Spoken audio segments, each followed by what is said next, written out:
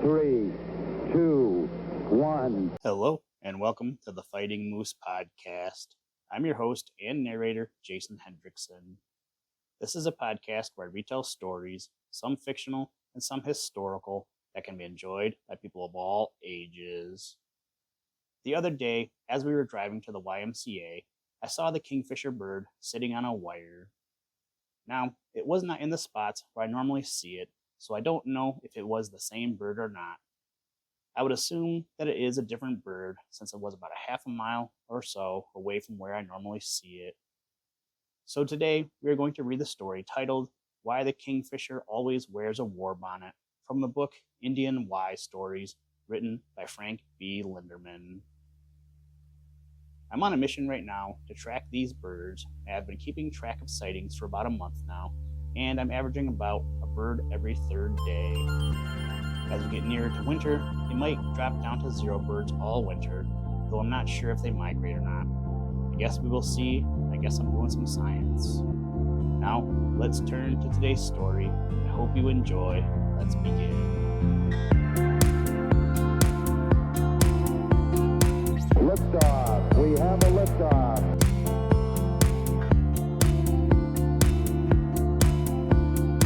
We choose to go to the moon in this decade and do the other things, not because they are easy, but because they are hard.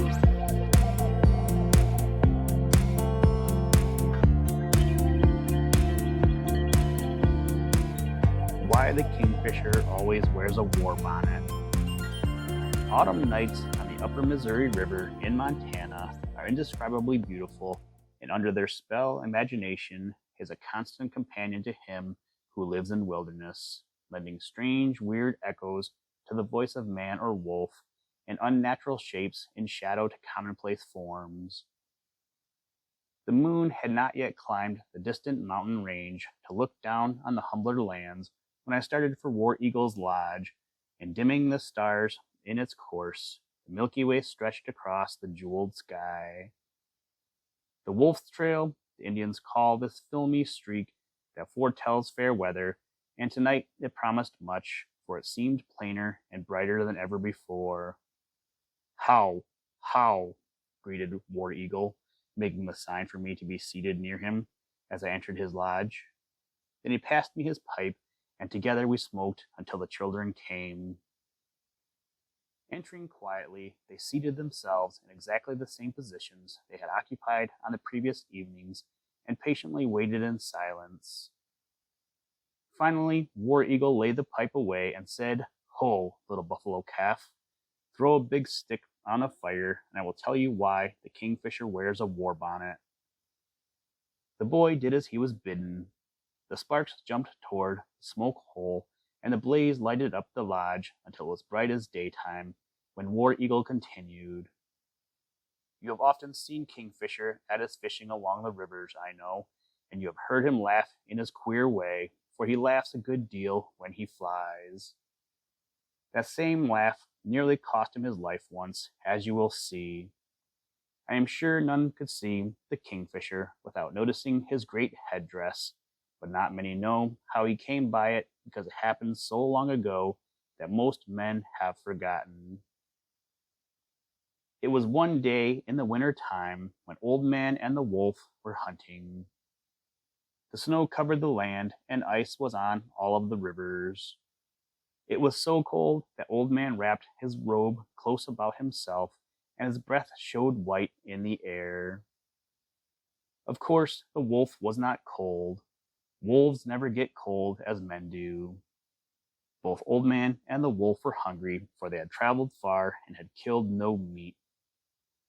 Old Man was complaining and grumbling, for his heart is not very good.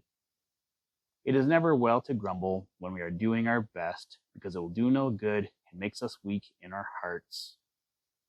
When our hearts are weak, our heads sicken, and our strength goes away. Yes, it is bad to grumble. When the sun was getting low, Old Man and the wolf came to a great river. On the ice that covered the water, they saw 4 fat otters playing. "There is meat," said the wolf. "Wait here, and I will try to catch one of those fellows."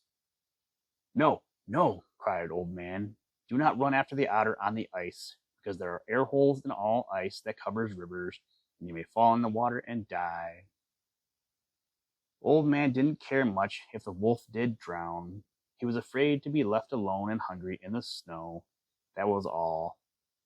"Oh," said the wolf, "I am swift of foot, and my teeth are white and sharp. What chance has an otter against me? Yes, I will go." And he did. Away ran the otters with the wolf after them, while Old Man stood on the bank and shivered with fright and cold. Of course, the wolf was faster than the otter, but he was running on the ice, remember, and slipping a good deal. Nearer and nearer ran the wolf. In fact, he was just about to seize an otter when splash! Into an air hole all the otters went. Oh, the wolf was going so fast he couldn't stop, and swow!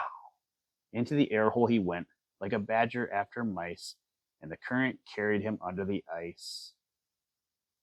The otters knew that hole was there. That was their country, and they were running to reach that same hole all the time, but the wolf didn't know that. Old Man saw it all and began to cry and wail as women do. Oh, but he made a great fuss. He ran along the bank of the river, stumbling in the snowdrifts and crying like a woman whose child is dead. But it was because he didn't want to be left in that country alone that he cried, not because he loved his brother the wolf.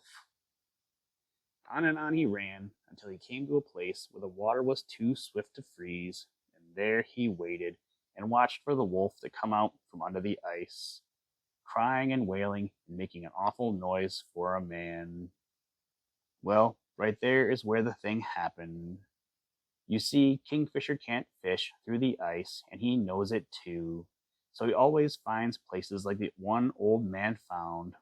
He was there that day, sitting on the limb of a birch tree, watching for fishes, and when Old Man came near to Kingfisher's tree, crying like an old woman, it tickled the fisher so much that he laughed that queer, chattering laugh.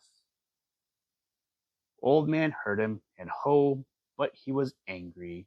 He looked about to see who was laughing at him, and that made Kingfisher laugh again, longer and louder than before.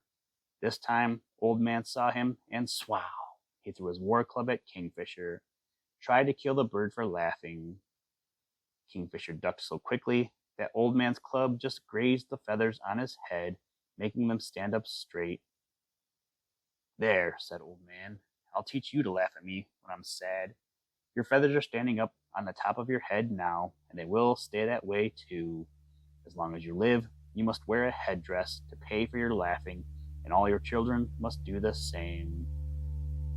This was long, long ago, but the Kingfishers have not forgotten.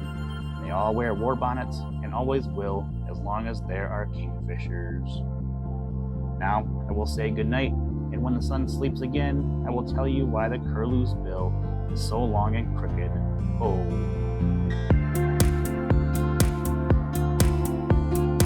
Listen, Tranquility Base here. The Eagle has landed. That's one small step for man, one giant leap for mankind.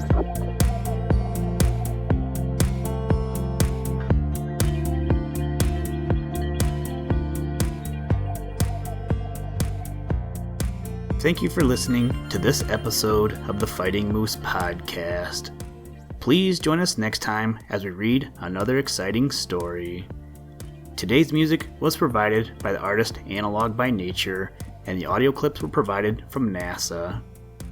For more information to download and or listen to audio or materials from all our recordings, or to contact us, please visit www.thefightingmoose.com, or you can follow the links in the show notes. If you enjoy the podcast, please leave us a review wherever you get your podcast or on iTunes, and tell a friend.